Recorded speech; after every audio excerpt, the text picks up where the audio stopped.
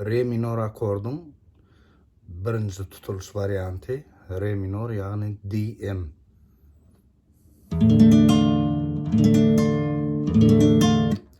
Birinci perde birinci kırış, ikinci perde üçüncü kırış, üçüncü perde de ikinci kırış.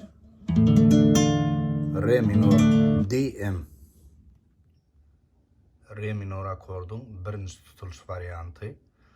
Birinci kırış birinci perde, ikinci perdeden üçüncü kırış, üçüncü perdeden ikinci kırış.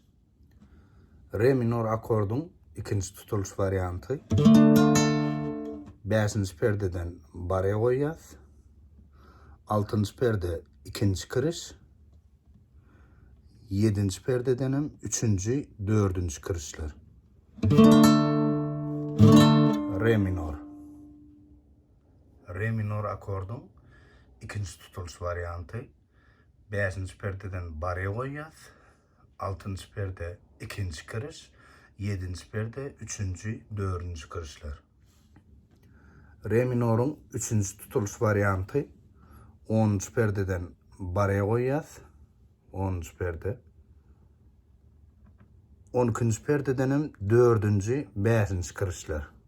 12. perdeden 4. 5. kırışlar.